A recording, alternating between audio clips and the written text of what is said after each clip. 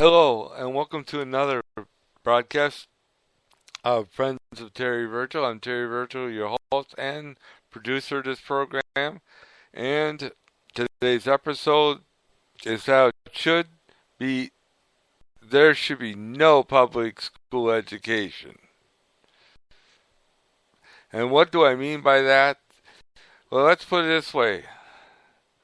Taxpayers should not be paying for any education of any child here in the United States of America. Public school education, no matter if it's for colleges or K through 12, in a lot of cases, how about preschool through 12, should not be paid for by taxpayers' dollars. And let me explain this to you a little bit. And I'm not saying it this way, and I do not mean it this way. Yes, you can apply it this way. They're not my children, so why should I pay for their education? It's not what I mean. We have a huge burden here in the United States of America, even here in the state of Wisconsin, in the state of Illinois, the state of Minnesota, whatever state you live in. It's called public school education, tax-funded schools. In other words, government schools, whereby the government says this is how you're going to teach the child and educate the child. In a lot of ways, this is the most pathetic way to deal with education.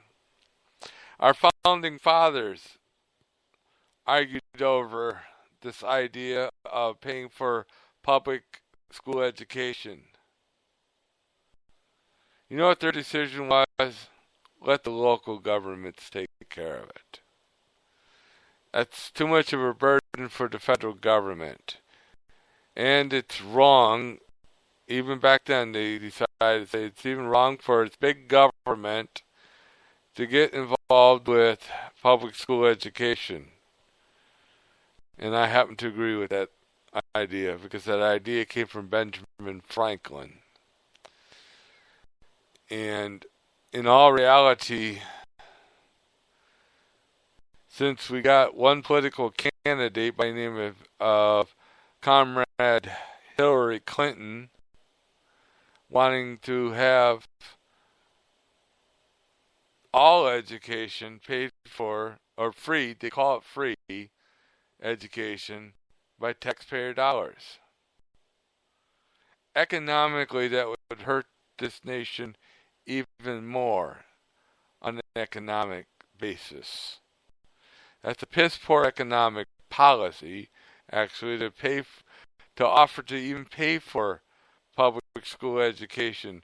Matter of fact, it's a bribe. That's to bribe the people to vote for this. That's to bribe the poor to say, hey, look, we'll give you this if you vote for us. You know what that sounds exactly like?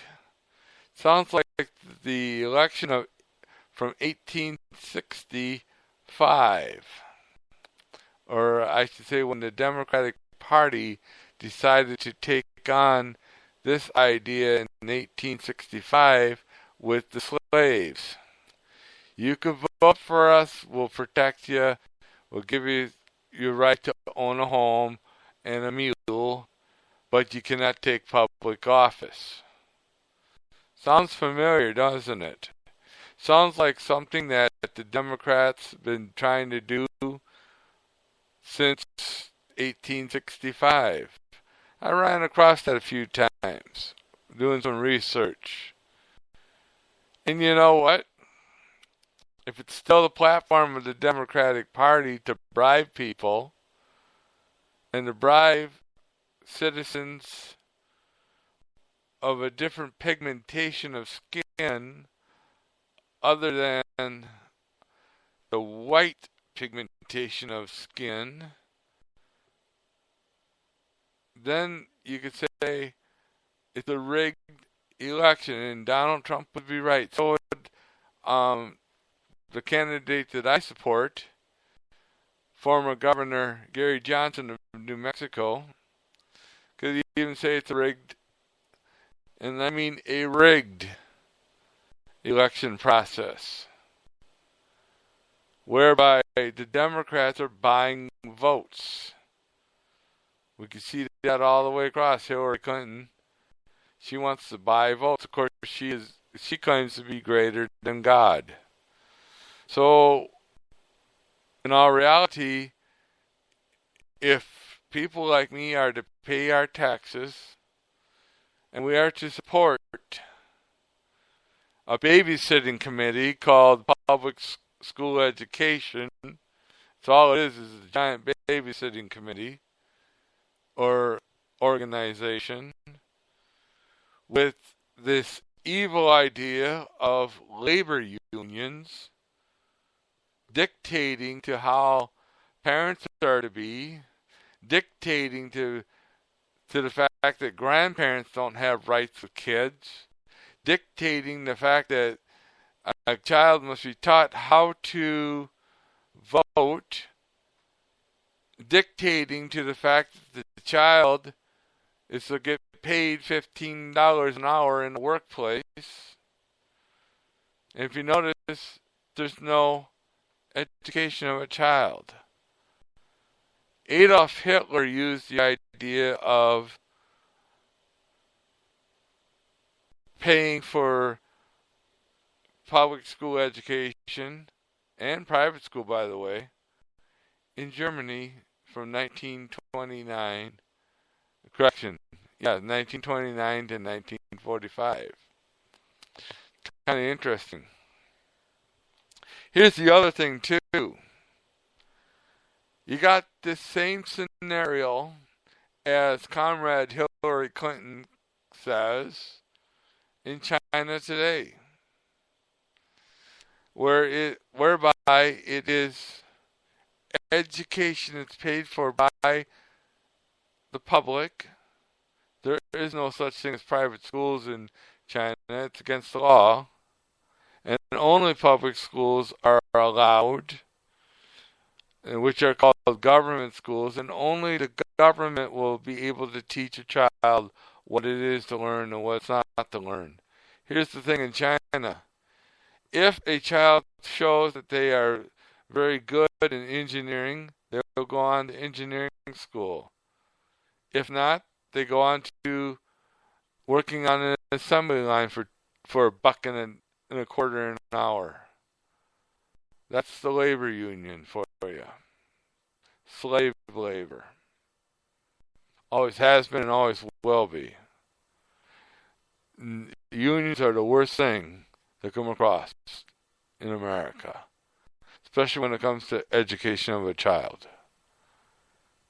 They are so pathetic that the word pathetic can't even define them properly. That's why public schools education should not be paid for by taxpayers' dollars. I look at it this way: if you have a child and you want to raise that child properly, you should pay for the education. And if you say you can't afford to send your child to school, there's something called homeschooling. One of the parents have got to stay home and teach that child. Understand the real facts. And this is the real fact of life. I go back to looking at economics in a way President Ronald Reagan did. Also in a way President Lincoln did. And I'm even going to go back a little bit farther. The way President George Washington did. And we'll even include President Thomas Jefferson. None of those men wanted public school education. But you hear people like President Obama saying everybody belongs to public school education. Okay, if public school education is so good, what are you teaching them? How are you teaching them? Are you dictating to them? Are you saying that parents can no longer be part of the education of a child, like you are claiming? Is the idea of Common Core standards part of the education, whereby what I just said is the facts? I didn't make it up. Whereby you teach a child nothing but to have fun. You know, owning a business takes a lot of talent, takes a lot of skill. Number one, you should be a good entrepreneur to understand economics. Number two, I know this comes across with me a couple of times, and they would say, well, what about how much should I be charging? I said, how much is your material cost? And add 10% onto that. That's a fair price. You see, people that love public school education hate entrepreneurs. They hate the rich.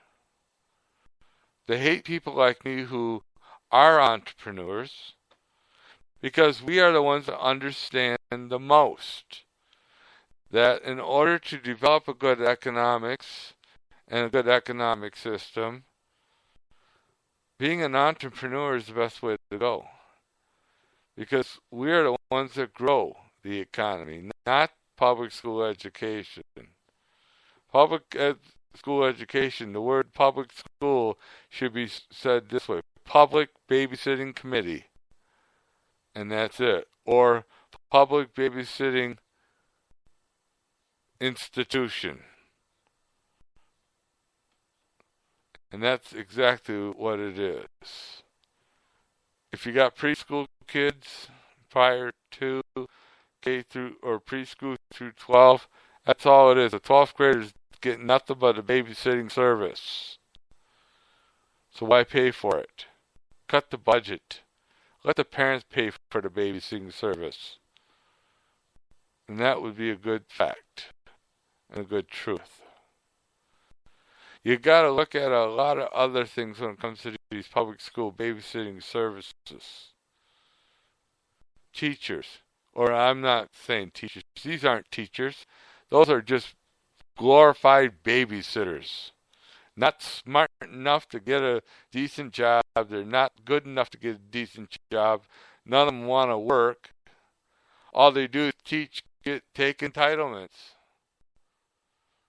I've heard former U.S. Senator Russ Feingold say that it's a good thing to have free college education in public colleges. People, I'm not an idiot. I wasn't born yesterday. I'm not that smartest guy around. But I understand that when you want to get a good education, you should pay for it yourself. I did. I went to college. I got a great diploma. Matter of fact, the one word in my diploma says scholar. A scholar, a researcher. So what should that tell you? Well, anyways, it's getting close to the end of the program. And I would say those who like private education, search God. He'll tell you.